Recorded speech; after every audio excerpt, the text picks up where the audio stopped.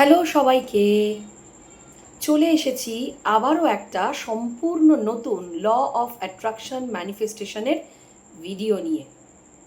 আচ্ছা, মিথ্যে কথা বলেও কি ম্যানিফেস্টেশন করা যায়? একদম করা যায়।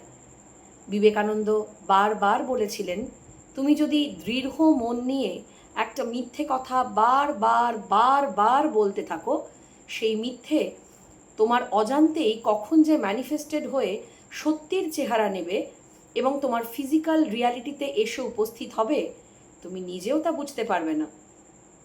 আমার সাথেও ঘটেছিল ঠিক সেম একটা জিনিস। একটা মিথ্যে বারবার বলতে বলতে আউটস্ট্যান্ডিংভাবে আমার গোয়া ট্যুর ম্যানিফেস্টেড হয়ে গেছিল আমার অজান্তেই। তখন ল অফ অ্যাট্রাকশন ম্যানিফেস্টেশন এই শব্দ দুটো আমার ডিকশনারিতে একেবারেই ছিল না। ইভেন যখন আমি প্রথম জানলাম তখনও আমি বুঝতে পারিনি, আমি রিলেট করতে পারিনি যে আরে, তাহলে এইভাবেই তো আমি গোয়া ট্যুর ম্যানিফেস্ট করেছিলাম।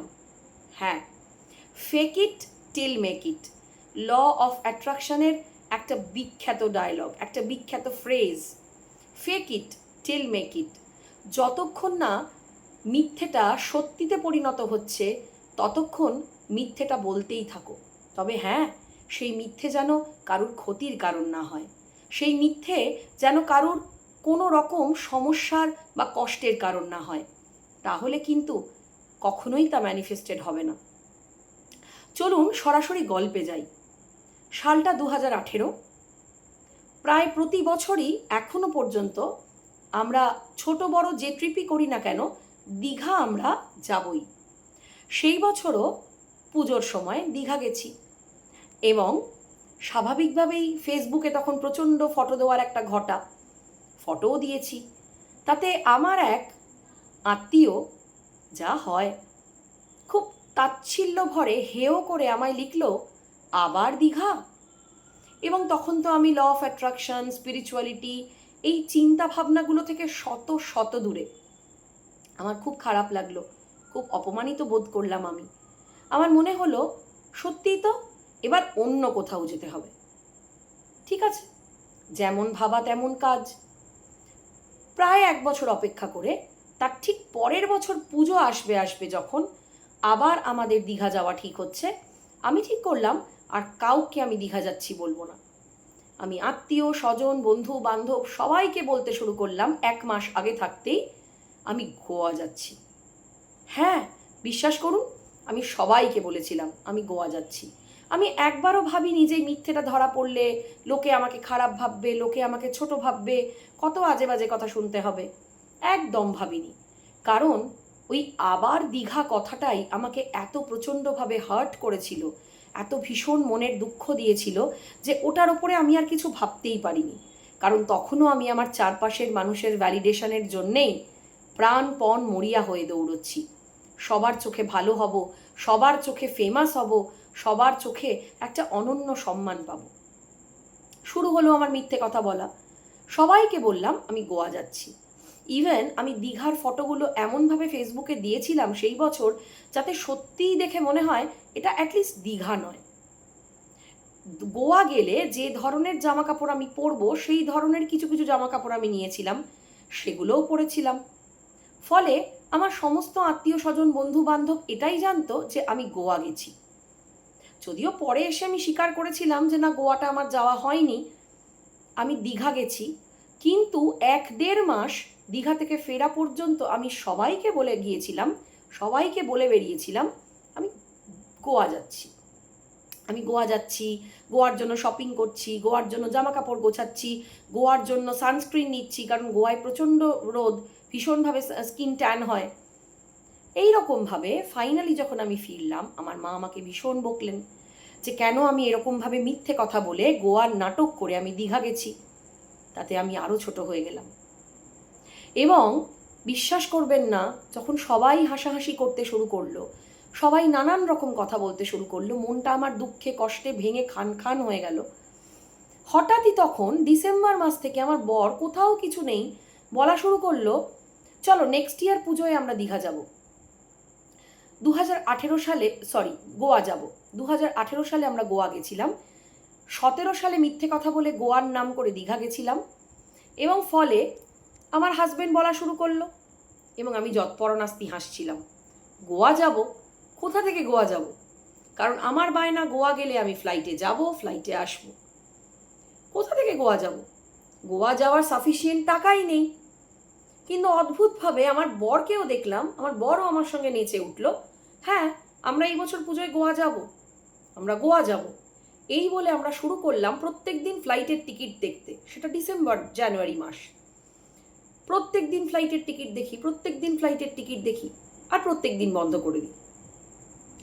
বিশ্বাস করবেন না, হঠাৎ করে মার্চ মাসে, হঠাৎই, কোথাও কোনো খবর নেই, কোথাও কোনো রকম ক্লু নেই, আমার হাজবেন্ড একটা কাজ থেকে 40,000 রুপিস পেল। আশ্চর্য হয়ে গেলাম। এবং পাওয়া মাত্রই আমার হাজবেন্ড বলল, এই 40,000-এর মধ্যে 20,000 টাকা দিয়ে আমরা ফ্লাইটের টিকিট কাটবো, গোয়া যাচ্ছি।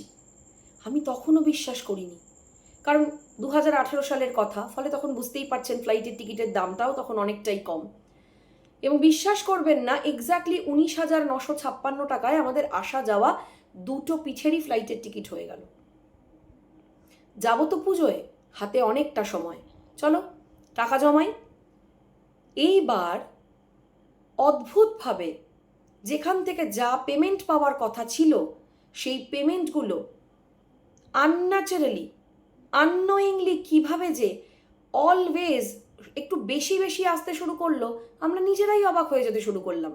ধরুন যেখানে 20,000 পাওয়ার কথা সেখানে পেলাম 25,000, যেখানে 10,000 পাওয়ার কথা সেখানে পেলাম 12,000। এই করতে করতে হঠাৎ করে দেখলাম পুজোর মধ্যে আমাদের কাছে এক্স্যাক্টলি গোয়া যাওয়ার জন্য যে পরিমাণ টাকার প্রয়োজন ছিল, এক্স্যাক্টলি সেই পরিমাণ টাকা হয়ে আরও 10,000 টাকা বেশি পেয়েছি। অলরেডি মার্চ মাসে আমাদের ফ্লাইটের টিকিট কাটা হয়ে গেছে, এবং তখনও কিন্তু আমরা অনিশ্চিত যে ফ্লাইটের টিকিট তো কাটলাম, কিন্তু ফাইনালি কি যাওয়ার টাকা পাবো?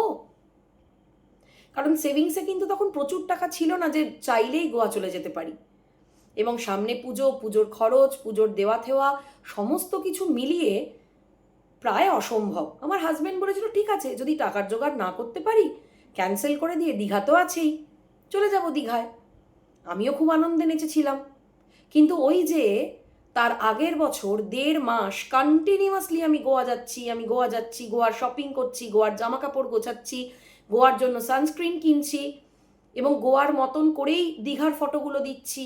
এই যে কন্টিনিউয়াস একটা প্রসেস আমি করতে করতে গেছিলাম, আমার অজান্তেই আমি যেমন অ্যাফার্ম করেছিলাম, আমি তেমন ফেক ইট টিল মেক ইট করেছিলাম, আমি তেমনই ভিজুয়ালাইজ করেছিলাম, এবং গোয়া যাওয়ার ফিলিংসটাকে আমি প্রত্যেক দিন অনুভব করেছিলাম, ফিল করেছিলাম। ফলে আমার অজান্তেই আমি ইউনিভার্সে এই সিগন্যাল পৌঁছেছিলাম যে আমি গোয়া গেছি। আমি ফিল করেছিলাম আমি গোয়াতেই আছি। গোয়া গেলে ঠিক কীরকমভাবে খাওয়া দাওয়া খাবো, ঠিক কীরকমভাবে এনজয় করবো, ঠিক কীরকমভাবে সি বিচে থাকবো,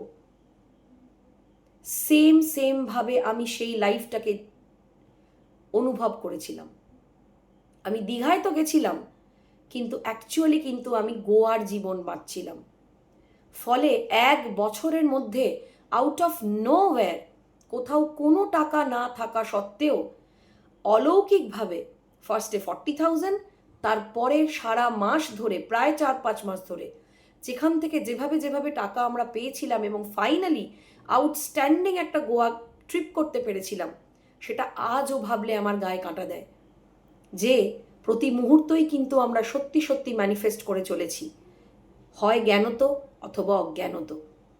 তাই fake it till make it try করে দেখতে পারেন, কারুর কোনো ক্ষতি না করে। কোনো একটা ডিজায়ার যেটা ভীষণভাবে চাইছেন ম্যানিফেস্ট হোক, সেটা খুব কাছের বন্ধুবান্ধব যারা আপনাকে নিয়ে হাসাহাসি করবে না, যারা আপনাকে পাগল বলে দূরে ঠেলে দেবে না, তাদের কাছে বলতে শুরু করুন, মিথ্যেই বলতে শুরু করুন আপনি ওটা পেয়ে গেছেন, আর ওই জীবনটা বাঁচা শুরু করুন। আমি নিজের অভিজ্ঞতা থেকে বলছি, বিশ্বাস করুন মিথ্যে সত্যি হয়। সেই মিথ্যে যদি আনন্দের মিথ্যে হয়, সেই মিথ্যে যদি ম্যানিফেস্টেশনের মিথ্যে হয়, মিথ্যে সত্যি হয়। খুব ভালো থাকুন। কনসাল্ট করতে হলে আমার ভিডিওতে দেওয়া নাম্বার 9231770676 এই নাম্বারে হোয়াটসঅ্যাপ করে কনসালটেন্সির জন্য অ্যাপয়েন্টমেন্ট বুক করুন।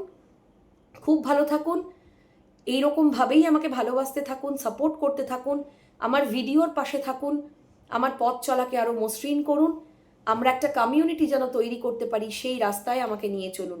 খুব ভালো থাকুন, সুস্থ থাকুন, খুব তাড়াতাড়ি দেখা হচ্ছে আরও একটা নতুন ভিডিওতে। ততক্ষণ অবধি please subscribe, like and share. I love you.